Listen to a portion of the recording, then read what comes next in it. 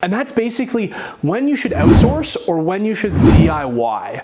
At the end of the day, when you guys are chasing success in any endeavor, whether it's financial, whether it's in relationships, or whether it's in fitness and health, it's gonna come down to your own specific talents and your skills and how you can leverage them to get outsized returns. I can't tell you guys how many times I have people hitting me up with questions that become super long and abstract, and a lot of times my go-to answer for them is run the numbers. So every entrepreneur and especially every real estate investor knows the struggle of when is it time to outsource and when should I be insourcing as a real estate investor?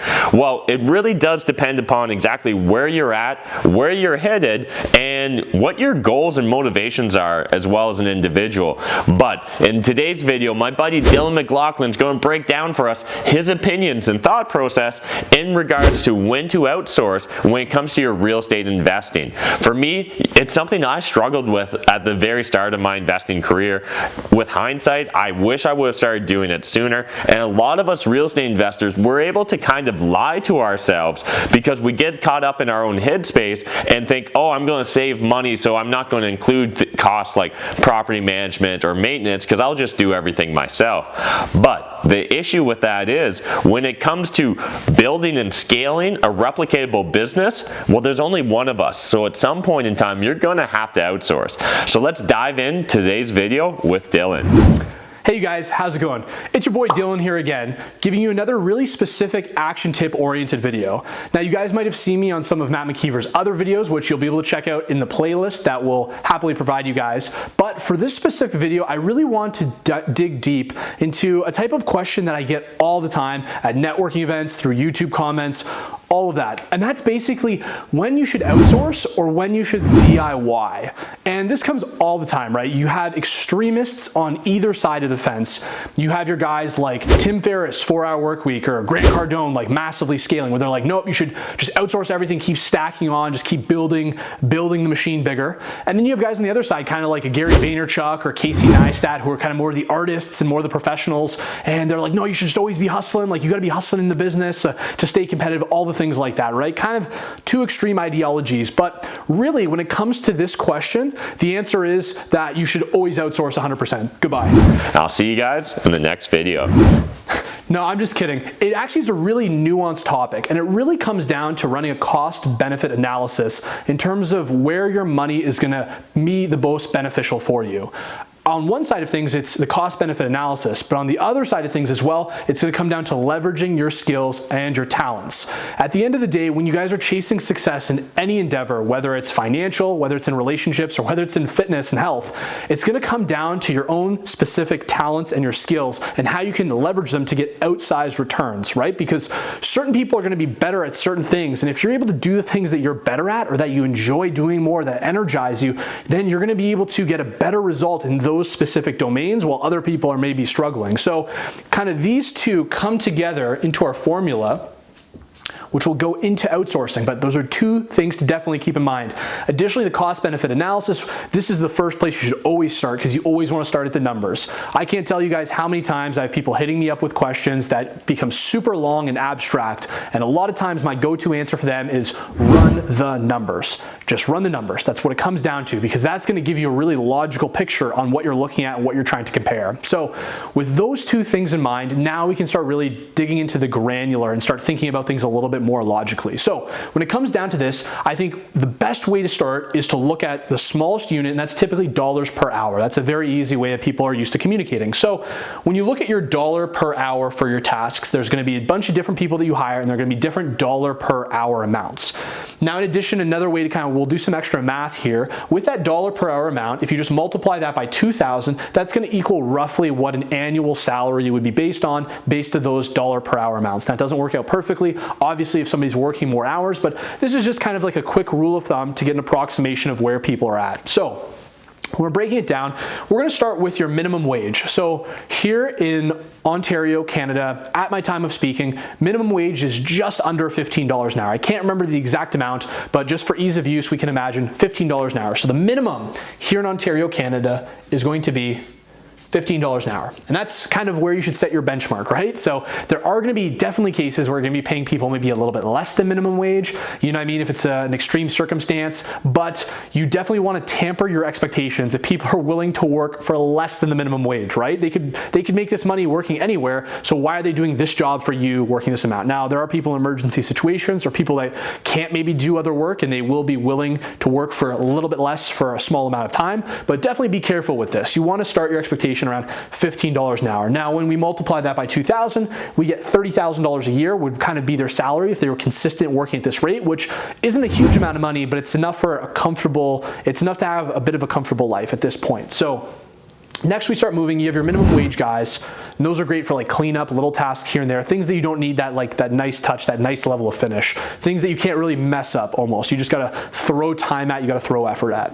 Next, you're going to move on to guys that have a little bit more skill. Now, this is where you're starting to look at guys who maybe have a bit of experience. They have some of their own basic tools. They have a little bit, you can tell them a product that you want and they'll kind of give you an end result. They do have a little bit of skill. And so typically what I've been finding with renovations and with real estate is these guys will want from between $20 and $30 an hour. And so now we're getting into a little bit more money, right? So the $20 to $30 an hour, if we take our 30, multiply that by 2,000, that's $60,000 a year. That's starting to get to a very comfortable range of living. That's actually slightly over our average individual income here in our geographical area. So that $30 an hour, that's a guy that's now pretty decent, pretty competent in what he's able to do. But one thing to watch out for, a lot of times, a lot of guys in this range won't be your problem solvers, or they won't be the guys that really go above and beyond. And additionally, with guys like this, it's a bit of quid pro quo. Sometimes guys like this, you want to offer them a little bit more job security, and that's what they're going to be looking for. So, you know what I mean, if you have only got one small job and it's going to wrap up in a week anyways, or you know what I mean, after a month, once your project's done, you have nothing else, then they might not really be super loyal to you. So guys in this range, and there's a lot because this is a big chunk of people, right? Kind of more the average income. They're going to have there's quite a bit of competition, but you can definitely find the right person to fit in to whatever your job or task is. And there's definitely a lot of guys in this range. It's a really great range of guys to get to help you out to building your renovations or to doing your property management or things like that do require a lot of man hours and that really personal touch. So great area to really focus on, and you can definitely find guys in the $30 an hour range that are all-stars, can do tons of work, can be great, but what you got to start asking yourself is, if they're here, why don't they move to the next level? And so the next level is... What is up, you guys? Matt McKeever here, and have you ever wanted to join my team? Do you want to become a real estate investor? Have you seen what we're doing with wholesaling real estate? Maybe you want to become the next Adam Martin. Or maybe you want to become the next Mike Nowicki. How about Shahir? Or maybe you want to be Andrea. Or what about Tyler? Well, if you're interested in joining my team and going all in on real estate investing, what I need you to do is we're going to throw an email address down below this video. Click it, send us an email, give us your information, and maybe you can move here to London, Ontario and go all in as a real estate investor.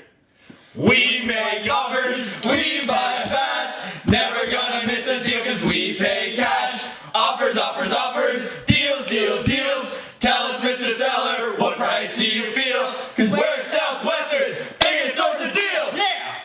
Boom!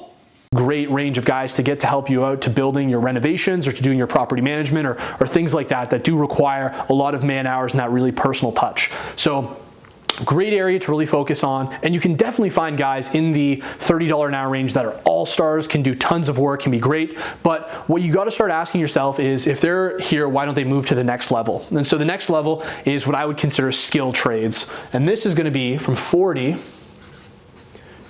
to around $60 an hour, and it could even go a little bit higher, you know what I mean, it could start creeping close to 100 depending on how good and depending on what skill trades, but this is an interesting definition. So actually, I'm going to take a quick tangent and tell you about a funny story that happened recently with this that perfectly illustrates what's going on. So basically, I've had a guy that's been doing some renovations for me. He's done some little jobs here and there, light carpentry, a little bit of painting, sanding, drywalling, taping, all those kind of little things, and he's decently good. He's okay, he can get a job done, but not amazing. You know what I mean? Problems come up, he doesn't really know how to solve them, kind of overthinks things, works pretty slow. But anyways, he was helping me out with my businesses, helping manage my property, doing some work for me on a need-to-need basis, and typically I'd pay him between $20 to $30 an hour to do those tasks. However, one day, one of my properties had a step at the front entrance. It's a concrete step, and a section broke off of the step. A nice little chunk of concrete broke off, looked very unsightly, and it's probably a little unsafe. So my contractor calls me up and he goes, hey man, this step broke off. Do you want me to get to it? I was like, yeah man, that'd be awesome if you can handle that work, if you know what you're doing. He's like, oh yeah, concrete, no problem, I'll get that done. I went, great. Anyways, next day he comes, takes pictures, he did a little form, poured some concrete, it was looking good. A couple days later he comes back, takes the form off, he had smoothed it over, it looked decent. It wasn't an amazing job, but it was done, it was fixed. He'd fixed the concrete step, and I went, great, thank you so much for the help, I appreciate you being proactive. And he went, great, sounds good, I'll send you over my invoice or my quote for doing the work. And I was thinking nothing of it, right, because this guy's done work for me at $20 to $30 an hour, and he ends up charging me $50 an hour to do this task. And additionally, he quoted like 6 or 8 hours to do this small step patch. So I call him like, hey man, what the heck's going on? $50 an hour for this? He goes, oh, well, yeah, it's a skill trade. And so here's where we really get into the definition of skill trades. So he was arguing that it was foundation work, which thus qualified to be a skilled trade. However, if you actually go into the definition of skilled trades, according to the skilled trades here in Ontario, we have our own governing body, the College of Trades, which heavily regulates the classification of different trade works. So for example, you have red seal trades that are multi-provincial all through Canada, and you have other non-red seal trades that are a little bit less regulated. But in my definition, to go through a skilled trade, it's a specific area of work that only you're able to work at if you've built up a large amount of training, maybe you've went to school, maybe you've had to do work experience in order to do that kind of work. So that's things like electrical, that's things like plumbing, that's things like HVAC and running gas lines. That is where you're getting into skill trades. So anyways, long story short, with my contractor before, I was not paying him $50 an hour to pour a little bit of concrete. He kept pushing the issue, and then I retorted to him as well. I was like, listen man, if you're gonna tell me you're skilled trade now, why did this job take you 8 hours? Because that's the other sort of caveat I would use with skill trade, right? Now, I'm not going to be elitist and say you have to be an electrician or you have to be a plumber to be a skill trade. No. If you're skilled at what you do, if you're a master, then you definitely justify a higher pay rate. For example, if somebody's a carpenter and they do framing, but they are the fastest person, they're the best quality of work, everything is perfect, you know what I mean, they're in and they're out, then definitely you could pay them, think about it, makes sense, because if you're paying them 40 to 60 and they're working faster than 2 people working together, then you know what I mean, no doubt, that's definitely, even let's say you're paying a guy 40 to 60 and then he's got maybe a helper working with him, and because the way he's managing the helper, they get way more work done, that's a skilled guy as well. So moving towards skilled guys is definitely going to help out the business. Sometimes it can be hard to justify a little bit of that higher salary, especially if you're working a job and you know what I mean, you're paying them almost more than you're making. It becomes a little bit difficult, but this is kind of the level you're trying to scale to with running more of a business, to have skilled people that can get jobs done, have a fantastic quality of product, there are less headaches to manage, and yeah, a lot of benefits to getting to this point. Next, I have 2 other kind of levels, and this is where things start to get a bit gray because now we're talking about larger sums of money. So next would be kind of around the design, and I would classify this as around $100 an hour. And so this is going to be, I didn't really think of a good word to display this one, but I would use design or people who manage systems, maybe managers, because these are people that you're paying a little bit extra, but they're the ones building and installing the system into whatever you need to do. So even though you're paying them a high amount, like $100 an hour sounds like a lot, they're not putting lots of man hours into these projects. Typically, they're getting things set up for you. You're paying them a little bit initially, maybe a consulting fee or something like that, and then things are going to run smoothly and you're going to get your money back on the amount of time and the amount of advice they can give you at $100 an hour. Because if you have to go out and learn that yourself through trial and error or trying to research it, it's going to take you much longer. So, you know what I mean, design, that's where you pay the professionals, high-level professionals. That's where you pay the designers, the managers, things like that, more $100 an hour. And then finally we get into like the legal, and that's going to be from, let's say, $150 an hour all the way to, you know what I mean, you can even go to $500 an hour. And once again, if we multiply that by our 200,000, we get, or by our 2,000, we get 200,000 for design, which is a very hefty salary, making great money. This is high-level professionals, you know what I mean, almost specialists. And then if we go to legal, well, now they're making like $300,000 a year, which is a huge amount, yes, but these are almost the people that are handling the contracts that structure what the designers and what the business owners can work on. So legal is definitely a high end of the pay scale, especially when you're breaking it down to an an hourly rate. And I still haven't even touched on things like the money partners or the people who own the capital, as well as like the people who get the deals together and fund the deals, because at this point things start kind of getting exponential and people just make ridiculous sums of money. So it does get really hard to break it out to the hourly wage, but typically the people beyond this point aren't going to be people you're hiring into your business. You know what I mean? Typically at this point, people are going to want some ownership, they're going to want some equity, they're going to want some upside, because yeah, you're not paying people hourly as much past these rates. But anyways, this is kind of an easy, quick way you can look at it, whether or not you should outsource or not. And kind of before we leave, I have a couple quick points to go over. One main thing is that there's a saying that goes around that we all have the same 24 hours in a day. You know what I mean? Whether or not it's you being yourself, or you have Warren Buffett or Bill Gates or all the richest people in the world, everyone's got the same 24 hours. And while logically that is true, technically there's a more empowering way of looking at it that makes it kind of invalid. And that's, you can actually have more than 24 hours a day, but you're gonna have to buy that time from other people. So once again, if you're hiring, let's say you hire one of each of these guys to work on your project and to work on your deals, well, now you're getting an additional 5 hours of time that you've hired for every hour throughout the day that goes. So you can definitely have more than 24 hours in a day, but you're gonna have to pay some money to get that, or you're gonna have to offer some other sort of value so that other people are helping work towards a common end goal. And that's where this myth can kind of fall apart, where you actually do have more than 24 hours. And so I think the biggest thing to keep in mind with all this is, at the end of the day, you want to keep yourself in the driver's seat. You want to be the main man, ready to pull the trigger, ready to give the decisions, and ready to lead the vision and lead the direction. Because I think whether or not you outsource or if you DIY, you're still gonna have to be involved in some way, shape, or form, and still gonna have to monitor the beast at some point.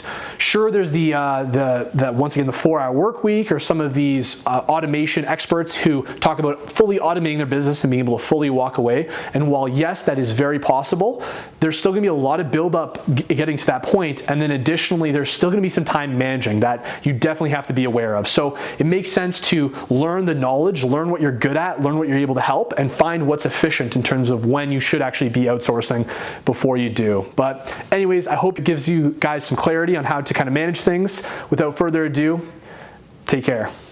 Thanks again to Dylan for taking the time and breaking down for us his thoughts in regards to outsourcing when it comes to your real estate business. This is a super important topic in my opinion. It's something that not enough YouTubers or real estate influencers are covering in general in regards to their real estate investing business. And yeah, if you're doing this right, it's no longer a hobby. It's actually going to start to become a business, and business is a scalable solution, which means you have to at some point outsource, because it just doesn't work as a one-man shop or one-man operation. If you guys enjoyed this video, smash the like button and hit the subscribe button if you're new to my channel. If you want more great videos with Dylan, check out this playlist right here, or just want great Canadian content in general, check out this playlist down here. I'll see you guys in the next video.